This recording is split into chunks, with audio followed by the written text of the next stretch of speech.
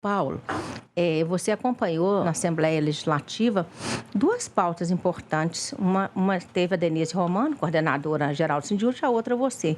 Uma foi sobre os precatórios, né? E a outra, eu acompanhei também junto com a Denise, que foi sobre aí o corte de 6.800 vagas na educação. Sobre os precatórios, Paulo, o que você diria para a gente que é importante dizer aqui para a categoria? Pois é, esses são recursos que são devidos aos educadores, né?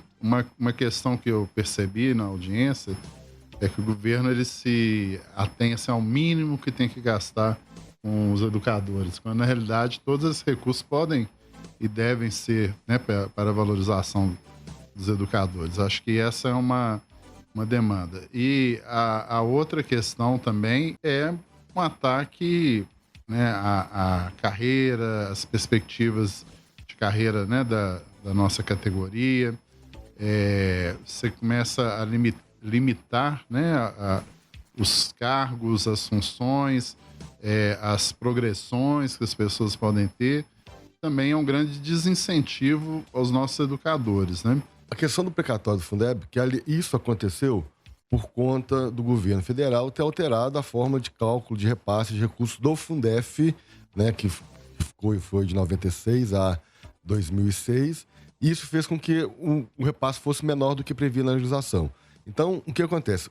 Prefeituras e governos estaduais, eles têm que entrar na justiça questionando esses valores. O que vai acontecer? O governo federal vai questionar e tudo mais, sendo devido, o governo vai ter que pagar. Então, o primeiro passo é esse. E quem tem direito, né, com a legislação, a Lei 14.325 ou 235 de 2022, ela fez uma alteração na legislação do Fundeb, da atual legislação do Fundeb, que diz o seguinte com relação aos precatórios, né?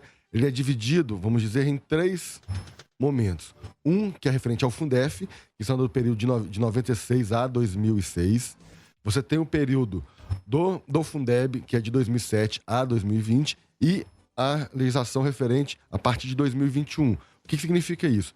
Você vai ter direito a receber recursos do Fundef, né, dos precatórios do Fundef, aquelas pessoas que trabalhavam direto na parte pedagógica. Então, o professor, o coordenador, o diretor de escola e por aí vai, eles vão ter direito. Os demais profissionais da educação, isso não vai acontecer. Tá? O mesmo caso no período do Fundeb, só muda se houver precatórios do Fundeb a partir de 2021, do qual os profissionais da educação são todos, né? Não eram separados, igual era nas duas legislações antigas. Tá? Então, assim, não será todo mundo que trabalhou na educação que vai receber. E quem que vai receber esse recurso? Né? Se as pessoas se ainda estiverem vivas, elas vão ter direito a receber. Se não, e tem que ter trabalhado naquele período. Né? Se a pessoa já faleceu, né, então a família pode requerer esse direito de receber esse valor. Lembrando que é um valor que ele não pode ser, a legislação diz que ele não pode ser incorporado ao salário.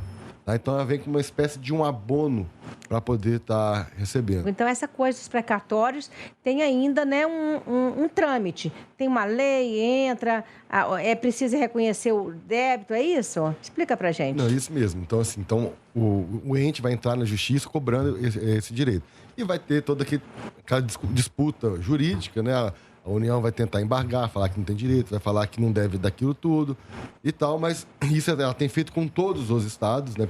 Uma informação que até o representante do governo passou na audiência pública lá, que, por exemplo, no caso da Bahia e no Ceará, que ele fez esse mesmo processo, só que a justiça deu ganho de causa para o estado e lá já estavam recebendo. Então, assim, a questão da demora, né, é por conta desse embate jurídico. Mas se os estados, né, tem uma sugestão que eu dei na Assembleia, os estados, às vezes, poderiam se unir, uma espécie de consórcio, para poder pressionar esse problema identificado, pelo menos informado pelo governo lá, era comum a todos, né, que se fizesse um consórcio para lá. E, segundo ele, não existe isso formalmente, mas que os estados, né, não falou dos municípios, estão se reunindo para poder definir isso mesmo, entendeu? Para poder tentar agilizar esse processo e para ser pago. A gente sabe, né, que a União não vai querer, ela deve, mas não vai querer pagar. Então, isso pode ser que demore um pouco ainda. Tem um outro assunto aqui que eu acho que é muito importante a gente trazer para vocês, com a extinção de cargos da educação, né? Então, assim, o Sindiúti atento também, e o Diego pode nos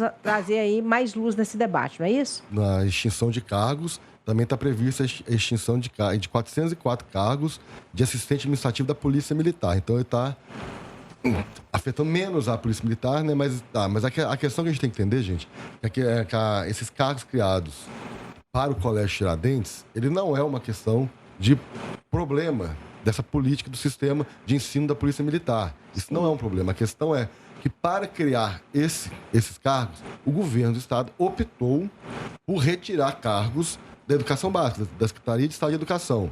Então, assim, não é uma briga que a categoria, o sindicato vai estar fazendo contra o Colégio Tiradentes, né? O Estado quer criar, ok, isso é uma questão de política pública dele, mas não precisa afetar a questão da educação, entendeu? De tirar os cargos, porque numa audiência anterior a essa, o próprio governo disse, a audiência que tratou sobre as nomeações do Estado, o próprio governo disse que para o ano que vem faria concurso público. Queremos, pelo contrário, né, que haja um aumento aí no número de cargos e que esses cargos se tornem efetivos através do concurso.